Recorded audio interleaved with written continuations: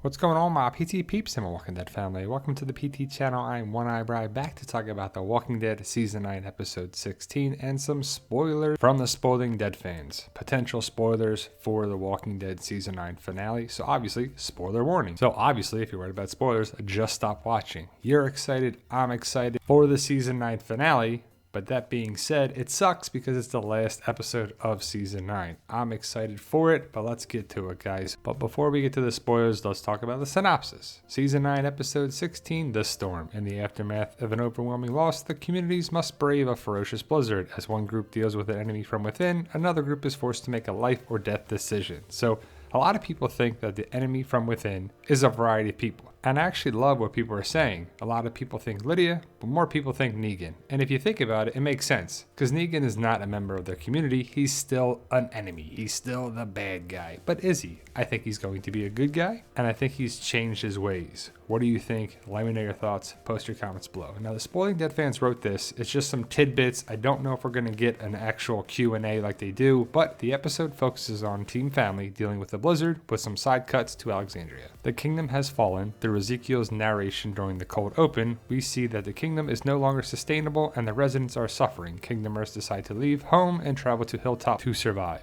There is a time jump of a few months that takes place in this episode. Rosita's baby bump is visible. So it's going to be Team Family through the blizzard, and it's pretty cool that we're going to see a blizzard. But it sucks that the kingdom has fallen. And I think the reason for that mostly is because they filmed that at Tyler Perry Studios, which AMC does not own. They can film at Hilltop and the studio and also Alexandria a lot easier than Tyler Perry Studios, where the kingdom is filmed. But ultimately, the kingdom is gone. Will it be gone totally? I hope not. Some people are remarking about the rooftops. It looks like fire damage, looks like ice damage, water damage. Either way, the houses and the buildings look uninhabitable. It's not safe, it's not good, but the bus is still there, and I wonder if they'll ever come back to it. We can clearly see Rosita's baby bump, so it'll probably be a couple months in the time jump. I don't know specifics of how far along Rosita is, but do you think she has the baby or not?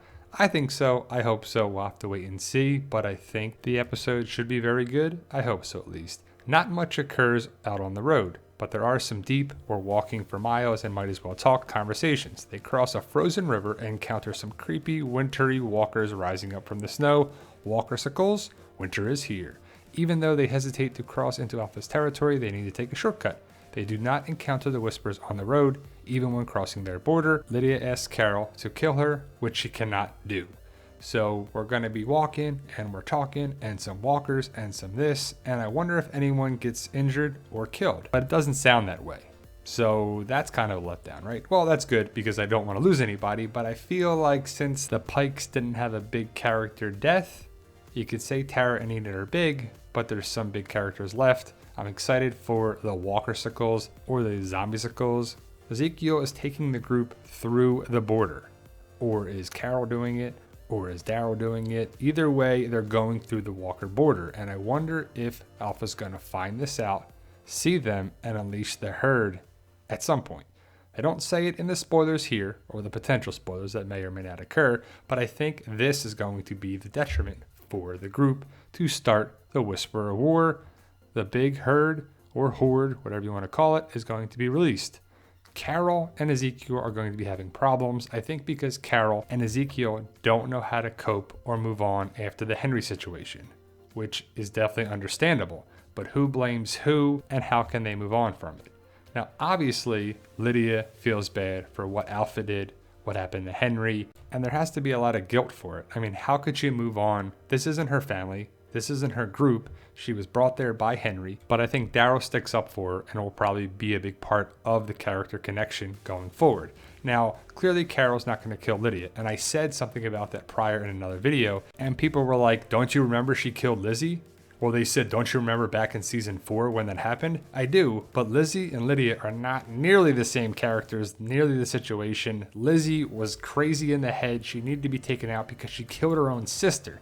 That's ridiculous. Lydia and Lizzie are not nearly the same. But back at Alexandria, families have to group up inside houses with a fireplace in order to survive the cold. This is the reason Negan is let out of his cell.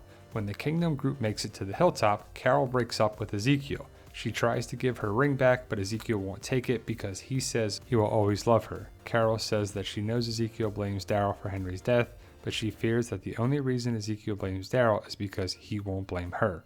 Carol decides to join Daryl and Lydia at Alexandria. So very interesting. So in the promo photos, we clearly see Negan out of his cell. So we want to see Negan have some redemption story for sure. And I think it starts here. Well, it's already started in my eyes, but I think it's going to start in this episode leading into season 10. But if you look at Negan's jacket, it looks a lot like Rick's that Michonne was wearing. And I'm not saying it's the same jacket, but it looks pretty similar. Are they buying these coats at the same store? Express Yourself Menswear? Come on, what are you doing? No, I'm just kidding. But they love these type of coats.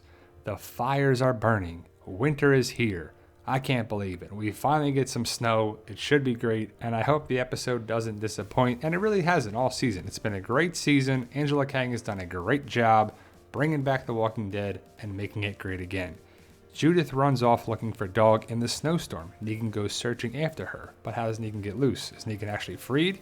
When he finds her, she is freezing and suffering from hypothermia. Negan wraps her up in his jacket and takes her back home. Hello, Season 10 redemption arc. There's a scene with Alpha and Beta towards the end. The storm has passed and Alpha says she must become stronger. She gives Beta a branch switch to beat her, just like she's done with Lydia. Whisperers live to fight our people another season. Of course they do. They should be a big part of season 10. Now, why is Dog out and about? And how did he get through the gates of Alexandria? And how did he get out into the woods or wherever Judith goes to find him? But of course, Judith goes to find him and Negan's got to go save her. Why is nobody watching these kids and Dog inside a warm and cozy house? Stay inside. What are you doing? Beta and Alpha will be seen in season 10, that's for sure. Ryan Hurst, who plays Beta on the show, talked to Angela Kang, or at least said this on Talking Dead, I believe, that he talked with Angela Kang about a backstory for Beta in season 10. I hope we get that for sure, because I think that would be a great part of the story. I don't need a whole episode, but definitely some backstory for the character. Ezekiel has been using the radio to talk to people in other communities. He's talking to Judith at the end before he leaves the room. Then we hear a voice coming over the radio. We aren't sure who it is. It's difficult to hear or identify because of the static cutting in and out. The voice says something along the lines of, "Hello, is anyone there?" But nobody's in the room to hear it. Of course not, right? That's what they're going to do, kind of set it up, make us wonder, who is it? Who was it? Why was nobody there? What does it mean? Oh my goodness, what does it mean? Now Ezekiel is talking to someone in the cold open. I don't know if this is the actual scene at the very end or if it's the same radio at the Kingdom and they take that radio to Hilltop, but ultimately Hilltop, Kingdom, and Alexandria most likely all have radios because I believe they want to talk to each other. I don't know how much time has passed since the fair, but I believe and hope that each community that's left, Hilltop and Alexandria, both have radios. Because we all got to think that the radios will come into play with Rick Grimes, or Jadis, or Maggie, or Georgie, or the Commonwealth, or something, right?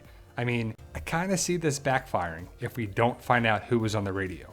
I believe a lot of people want it to be Rick, and I'm one of those people, but I'll accept Jadis, or Maggie, or Georgie, or someone like that. Maybe it's some character that we don't know, but if it's not Rick, I think it's going to be a letdown.